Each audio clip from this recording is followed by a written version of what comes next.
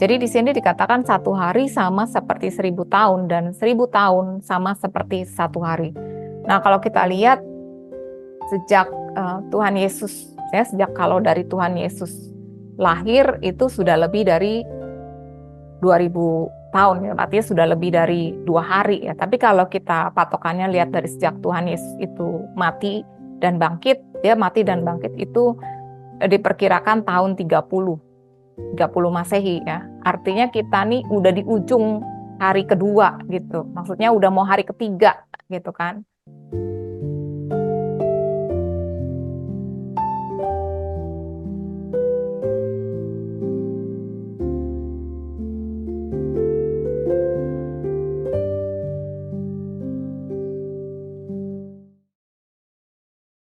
Di Wahyu 7 yang saya percaya ini berbicara mengenai rapture, ya, pengangkatan. Di sini dikatakan kemudian daripada itu aku melihat sesungguhnya suatu kumpulan besar orang banyak yang tidak dapat terhitung banyaknya dari segala bangsa dan suku dan kaum dan bahasa berdiri di hadapan tahta dan di hadapan anak domba memakai jubah putih dan memegang daun-daun palem di tangan mereka. Dan seorang dari antara tua-tua itu berkata kepadaku, siapakah mereka yang memakai jubah putih itu? Dan dari manakah mereka datang? Maka kataku kepadanya, Tuanku, Tuhan mengetahuinya. Lalu ia berkata kepadaku, mereka ini adalah orang-orang yang keluar dari kesusahan besar, jadi tidak mengalami kesusahan besar, dan mereka telah mencuci jubah mereka dan membuatnya putih di dalam darah anak domba. Artinya mereka memakai jubah, dan setiap kali kita, ya, Bible should interpret the Bible, ya, kalau dikatakan memakai jubah anak domba, artinya kita dibenarkan oleh darah Kristus, bukan karena perbuatan baik kita, gitu ya. Tapi karena Kristus yang membenarkan kita, jadi kita memakai jubah Kristus gitu ya, membuatnya putih di dalam darah anak domba. Dan di Roma 8 ayat 8 sampai 9 dikatakan, akan tetapi Allah menunjukkan kasih-Nya kepada kita oleh karena Kristus telah mati untuk kita ketika kita masih berdosa.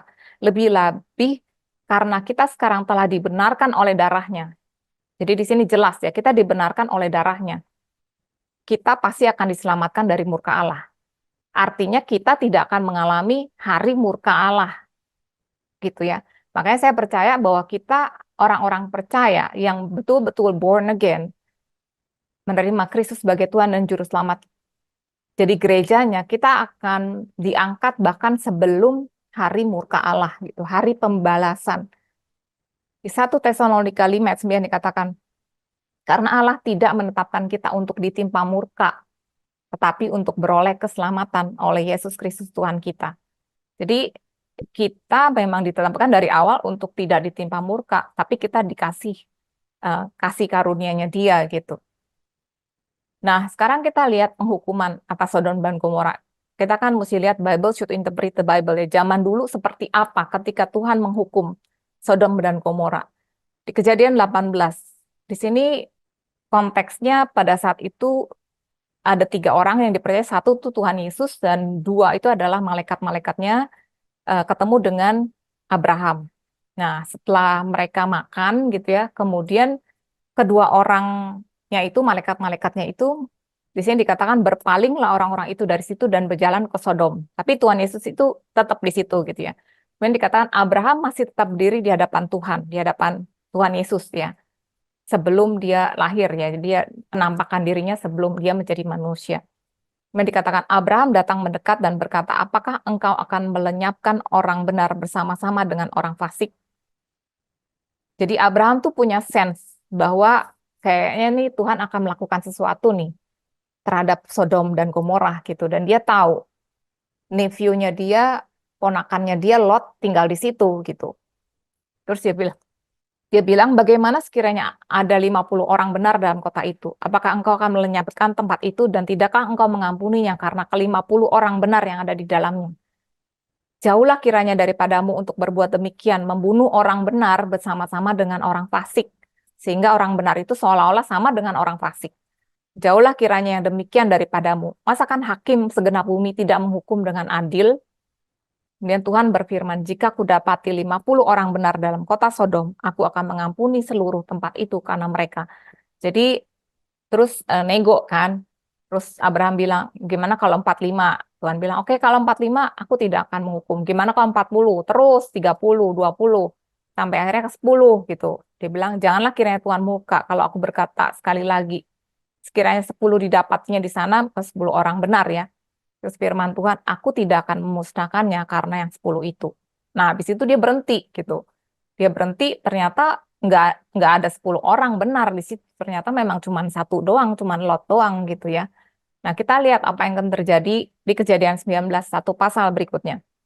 Jadi, dua malaikat itu datang ya ke tempat Lot, kemudian diminta bermalam. Awalnya mereka nggak mau, tapi didesak sama Lot. Akhirnya mereka ikut masuk dan bermalam juga.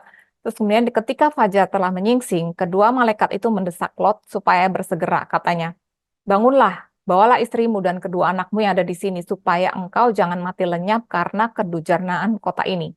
Ketika ia berlambat-lambat, maka tangannya, tangan istri dan tangan kedua anaknya dipegang oleh kedua orang itu, sebab Tuhan hendak mengasihani dia.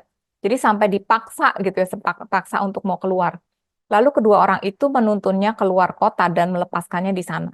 Sudah kedua orang itu menuntun mereka sampai keluar, berkatalah seorang, larilah, selamatkanlah nyawamu, janganlah menoleh ke belakang, jangan berhenti kemanapun juga di lembah Yordan, larilah ke pegunungan supaya engkau jangan mati lenyap. Kata Lot kepada mereka, janganlah kiranya demikian, Tuanku. Sungguhlah kota yang di sana cukup dekat kiranya untuk lari ke sana. Kota itu kecil, izinkanlah aku ke sana. Nah, kemudian malaikat itu bilang, baiklah. Tanya, dibilang, kota yang telah kau sebut itu tidak akan kutunggang balikan. Cepat larilah ke sana sebab aku tidak dapat berbuat apa-apa sebelum engkau sampai ke sana. Jadi dia bilang, kalau kamu belum nyampe sana, saya nggak bisa ngapa-ngapain nih. Itulah sebabnya nama kota itu Zoar. Zoar itu artinya kecil ya. Kemudian matahari telah terbit ketika Lot tiba di Zoar. Kemudian, jadi setelah dia tiba di Zoar, baru Tuhan menurunkan hujan belerang atas dan api atas Sodom dan Gomora berasal dari Tuhan, dari langit. Jadi di sini kita bisa lihat bahwa Tuhan itu tidak akan menghukum orang benar bersama-sama dengan orang fasik. Dan kalau kita lihat juga, Lot itu dibenarkan bukan karena perbuatannya, tapi karena dia percaya kepada Tuhan Allah Abraham juga gitu ya. Di 2 Petrus 2, di sini dikatakan, jikalau Allah membinasakan kota Sodom dan Gomora dengan api, dan dengan demikian memusnahkannya untuk menjadikan suatu peringatan untuk mereka yang hidup fasik di masa-masa kemudian, masa-masa yang akan datang gitu ya. Tapi ia menyelamatkan Lot, orang benar.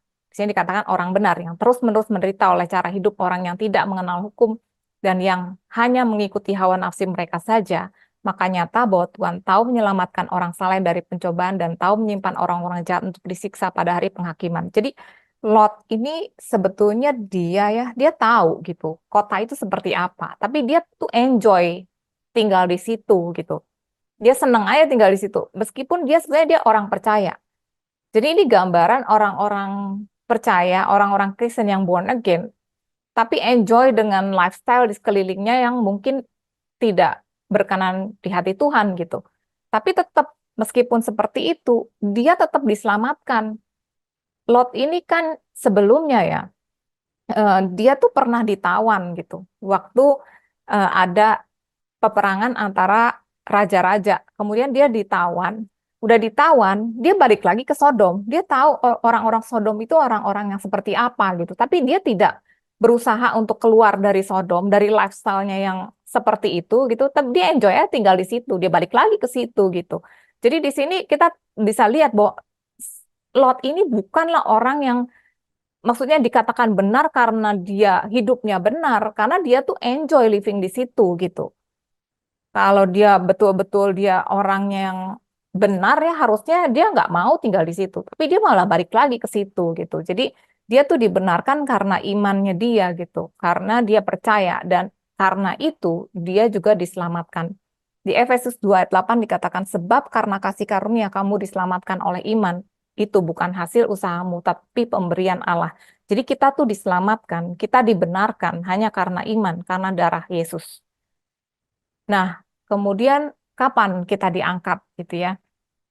Di Matius 24:14 dikatakan, dan Injil kerajaan ini akan diberitakan di seluruh dunia menjadi kesaksian bagi semua bangsa, sudah itu barulah tiba kesudahannya. Jadi kapan waktunya itu adalah setelah Injil kerajaan ini diberitakan di seluruh dunia. Di Matius 13 ayat 30 dikatakan, biarkanlah keduanya, jadi gandum dan lalang tumbuh bersama sampai waktu menuai. Jadi ini adalah perumpamaan ya. Dibilang kerajaan sorga itu seperti seorang yang menaruh gandum, biji gandum, tetapi kemudian tiba-tiba musuhnya itu menaruh juga lalang. Nah, kemudian pekerja-pekerjanya itu bilang, gimana kalau kita cabut aja nih lalangnya? Tapi tuannya bilang, jangan, karena nanti kalau dicabut lalangnya, gandumnya itu kecabut juga. Jadi dia bilang, biarlah keduanya itu tumbuh bersama sampai waktu menuai. Pada waktu itu aku akan berkata kepada para penuai, kumpulkanlah dahulu lalang itu, ikatlah berkas-berkasnya untuk dibakar, kemudian kumpulkanlah gandum itu ke dalam lumbungku. Jadi dia bilang sebelum waktunya menuai, ya udah biarin aja gitu. Orang fasik dengan orang benar biarin aja. Nanti pada waktunya udah saatnya menuai, baru dituai, baru dipisahkan gitu ya. Kemudian di Matius 24 ayat 32-33 dikatakan, tariklah pelajaran dari perumpamaan tentang pohon ara. Apabila ranting-rantingnya melembut dan mulai bertunas, kamu tahu bahwa musim panas sudah dekat. Demikian juga jika kamu melihat semuanya ini, ketahuilah bahwa waktunya sudah dekat, sudah di ambang pintu. Jadi kita tahu bahwa pohon ara ini berbicara mengenai bangsa Israel ya. Jadi kalau mau lihat itu banyak sekali referensi mengenai pohon ara. Seperti contohnya di Yeremia 24, kalian bisa baca ya Yeremia 24 itu spesifik mengenai eh, bangsa Israel, tapi disebutkan bahwa mereka adalah seperti pohon ara, ada pohon ara yang baik, ada pohon ara yang jelek gitu.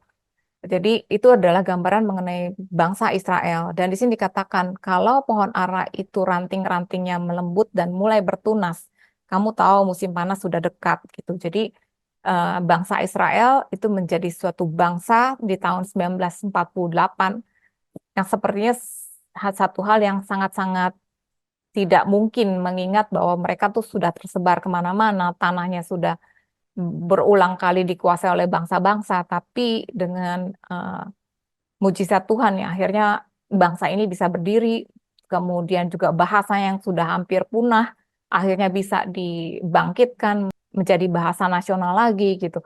Jadi di sini kita lihat bahwa ketika itu terjadi waktunya sudah dekat, sudah di ambang pintu. Nah, kemudian di 2 Petrus 3 sini dikatakan, kata mereka, di manakah janji tentang kedatangannya itu?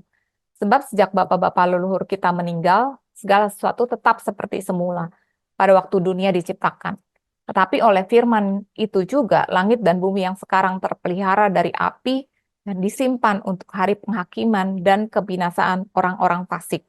Akan tetapi saudara-saudaraku yang kekasih, yang satu ini tidak boleh kamu lupakan, yaitu bahwa di hadapan Tuhan satu hari sama seperti 1.000 tahun, dan 1.000 tahun sama seperti satu hari. Tuhan tidak lalai menepati janjinya, sekalipun ada orang yang menganggapnya sebagai kelalaian, tapi Ia sabar terhadap kamu karena Ia menghendaki supaya jangan ada yang binasa, melainkan supaya semua orang berbalik dan bertobat. Jadi di sini dikatakan satu hari sama seperti 1.000 tahun dan 1.000 tahun sama seperti satu hari. Nah, kalau kita lihat sejak Tuhan Yesus, ya sejak kalau dari Tuhan Yesus lahir itu sudah lebih dari 2.000 tahun ya, artinya sudah lebih dari 2 hari ya. Tapi kalau kita patokannya lihat dari sejak Tuhan Yesus itu mati dan bangkit, dia mati dan bangkit itu diperkirakan tahun 30 Masehi ya. Artinya kita nih udah di ujung hari kedua gitu. Maksudnya udah mau hari ketiga gitu kan. Jadi ya udah 2024, bentar lagi 2030 selesai masuk ke hari ketiga gitu kan istilahnya ya. Nah, sesudah 2 hari, kita akan lihat juga Bible should interpret the Bible ya. Artinya sesudah 2.000 tahun. Di Hosea 6 ayat 2 dikatakan, ia akan menghidupkan kita sesudah 2 hari. Dan pada hari yang ketiga, ia akan membangkitkan kita dan kita akan hidup di hadapannya. Jadi sesudah 2 hari ya, hari yang ketiga, kita akan hidup di hadapannya. Nah, kita lihat juga di Yohanes 11 ini berbicara mengenai Lazarus gitu ya.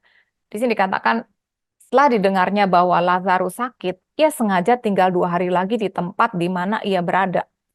Ngapain gitu Tuhan Yesus udah tahu bahwa Lazarus itu sakit gitu, bukannya buru-buru gitu ya. Nah, tapi dia sengaja tinggal 2 hari di mana dia berada. Tapi sudah itu dia berkata kepada murid-muridnya, mari kita kembali ke Yudea. Demikian perkataannya, dan sudah itu ia berkata kepada mereka, Lazarus saudara kita telah tertidur, artinya sudah mati ya. Tetapi aku pergi ke sana untuk membangunkan dia dari tidurnya. Jadi setelah 2 hari dia baru berangkat gitu. Betani ya tempat dia tinggal kan, Lazarus dengan Maria Marta itu kan Betani. Betani itu artinya Bet itu kan rumah ya. Ani itu artinya miskin, atau anyi artinya kesengsaraanku gitu. Jadi rumah miskin atau rumah kesengsaraanku gitu ya. Dia datang ke situ untuk membangunkan Lazarus dari orang mati. Jadi ini juga suatu gambaran sebetulnya gitu ya. Nah, di 2 Raja-Raja 20 ayat 5, ceritanya di sini Hizkia itu sakit, terus Yesaya itu datang, dia bilang, kamu nggak akan sembuh, kamu bakalan mati gitu. Terus Hizkia ini nangis ya, dia berdoa, minta sama Tuhan, akhirnya Tuhan kasihan gitu. Terus bahkan sebelum eh, Yesaya itu keluar istananya, dia suruh balik lagi. Dia bilang, baliklah, katakanlah kepada Hizkia. Beginilah firman Tuhan Allah Daud Bapa leluhurmu, telah kudengar doamu dan telah kulihat air matamu. Sesungguhnya aku akan menyembuhkan engkau, pada hari yang ketiga engkau akan pergi ke rumah Tuhan. Nah, kenapa mesti hari yang ketiga? Jadi di sini juga ini gambaran ya, bahwa Tuhan bilang pada hari yang ketiga kamu akan pergi ke rumah Tuhan. Jadi aku akan menyembuhkan kamu gitu. Seperti Lazarus, aku akan membangkitkan. Jadi terus di sini juga aku akan menyembuhkan kamu. Terus pada hari yang ketiga engkau akan pergi ke rumah Tuhan. Terus kalau kita lihat Kejadian 22, di sini waktu Abraham diminta untuk mengorbankan Ishak ya. Di sini Tuhan berfirman, ambillah anakmu yang tunggal itu yang engkau kasihi, yakni Ishak, pergilah ke tanah Moria dan persembahkanlah dia di sana sebagai korban bakaran pada salah satu gunung yang akan kukatakan kepadamu. Jadi di Moria ini kan pegunungan ya, jadi ada banyak gunung gitu. Dibilang persembahkan dia sebagai korban bakaran di salah satu gunung. Tapi dia nggak sebutin gunung yang mana gitu. Dia bilang nanti akan kukatakan kepadamu. Kemudian pada hari ketiga Abraham melayangkan pandangannya, kelihatanlah kepadanya tempat itu dari jauh. Jadi pada hari yang ketiga, begitu Abraham ngelihat, dia udah tahu, oh gunung itu yang dipilih Tuhan gitu. Jadi dia tahu itulah tempat di mana Ishak itu harus dikorbankan. Itu ada gambaran bahwa Kristus itu akan mati di situ gitu ya. Karena memang sebetulnya Golgota itu juga tempatnya di Pegunungan Moria. Jadi ini juga adalah gambaran ya bahwa dia tinggal 2 hari di Samaria yang merupakan dianggap bukan orang Yahudi. Itu gambaran bahwa selama 2000 tahun Yesus itu mengabarkan Injil ya. Jadi dia memberitakan keselamatan itu kepada bangsa-bangsa non-Yahudi.